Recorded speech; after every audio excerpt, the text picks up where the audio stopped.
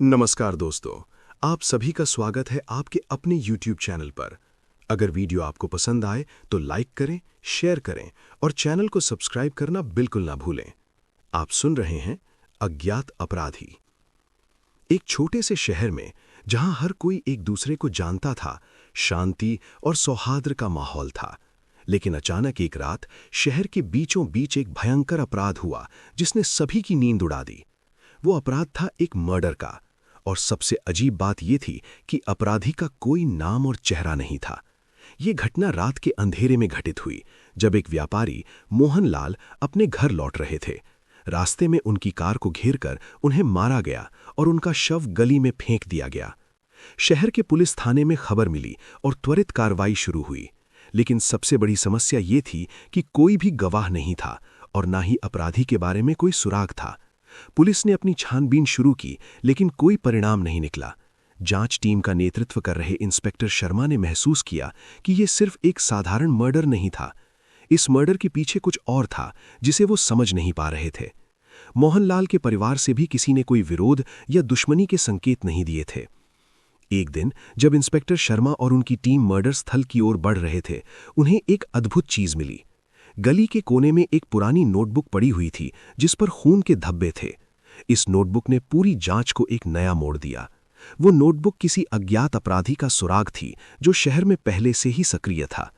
जैसे जैसे इंस्पेक्टर शर्मा और उनकी टीम ने इस सुराग पर काम करना शुरू किया, उन्हें यह समझ में आने लगा कि ये अपराध किसी व्यक्तिगत कारण से नहीं हुआ था, बल्कि ये एक खतरनाक जाल था जिसमें कई लोग शामिल थे।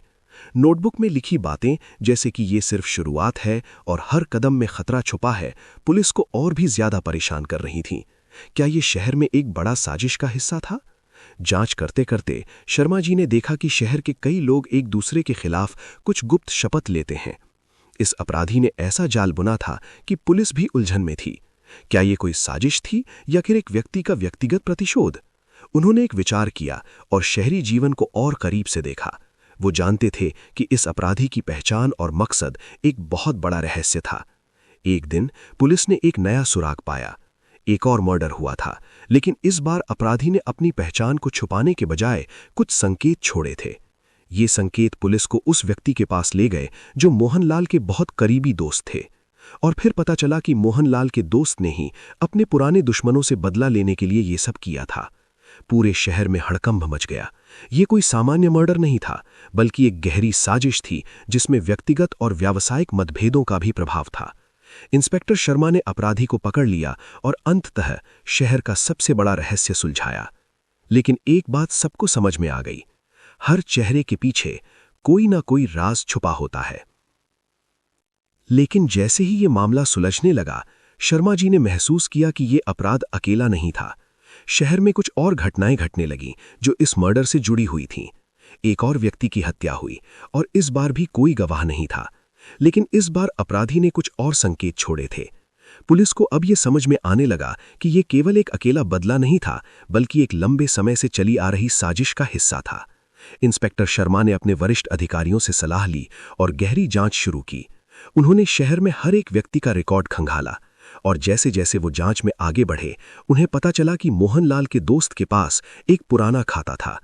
ये खाता कई नामों, पैसों के लेन देन और व्यापारिक समझौतों से जुड़ा था। क्या मोहनलाल का मर्डर सिर्फ एक व्यापारिक झगड़े का नतीजा था? एक रात जब शर्मा जी अपने दफ्तर में अकेले बैठकर सबूतों पर विचार कर रहे थे, उन्हें अचानक एक फोन आया। फोन करने वाले ने कहा, तुमने जो गड़े हुए राज खोले हैं वो सिर्फ शुरुआत है, अब तुम अगले कदम के लिए तैयार हो जाओ। फोन कट गया और शर्मा जी की आंखों के सामने अंधेरा छा गया।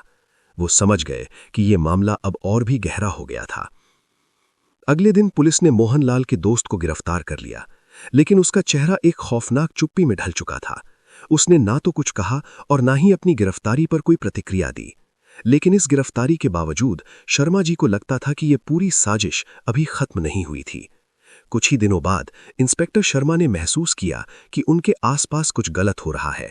उनके अपने विभाग में ही कुछ लोग संदिग्ध गतिविधियां कर रहे थे। क्या पुलिस विभाग के अंदर ही कोई था जो अपराधी का साथ दे रहा था? ये सवाल अब उनकी हर एक सोच में था। वो हर रात नए सुरागों की तलाश में जुटे रहते थे, लेकिन जैसे जैसे मामले में और पेचीदगी आई, उन्हें और भी एहसास हुआ कि कोई बेहद चालाक अपराधी इस सब के पीछे था। उन्होंने फैसला किया कि उन्हें इस अपराधी की मानसिकता को समझना होगा। क्या ये एक व्यक्ति का बदला था या कुछ और? शर्मा जी जानते थे कि उन्हें जवाब पाना ही होगा। अंततः पुलिस ने जालसाजी और अवैध कारोबार से जुड़े कई लोगों को गिरफ्तार किया, और जब सच्चाई बाहर आई तो सभी हैरान रह गए। मोहनलाल के दोस्त ने अपने पुराने विरोधियों से बदला लेने के लिए एक साजिश को अंजाम दिया था, जिसमें पूरी योजना और अपराधियों का एक नेटवर्क था। इस घटना ने पूरे शहर को झकझोर कर रख दिया। ये अपराधियों का एक जाल था जो न केवल व्यावसायिक बल्कि व्यक्तिगत भी था। इंस्पेक्टर शर्मा ने अपराधी को पकड़ लिया, लेकिन उन्हें यह समझ में आ गया कि कभी-कभी सच्चाई इतनी जटिल होती है कि उसे जानने के बाद भी सब कुछ समझ पाना आसान नहीं होता। दोस्तों, उम्मीद करता हूं कि आज की कहानी आपको अंत तक बांधे रखने में सफल रही होगी। अगर डर की ये दास्तान आपको पसंद आई हो तो लाइक जरूर करें और इसे अपने दोस्तों के साथ शेयर करें। ऐसी ही रहस्यमयी और दिल दहला देने वाली कहानियों के लिए चैनल को सब्सक्राइब करना ना भूलें। फिर मिलेंगे एक और कहानी के साथ, लेकिन तब तक के लिए सावधान रहिए, अपना और अपने अपनों का ख्याल रखिए। जय हिंद, जय भारत।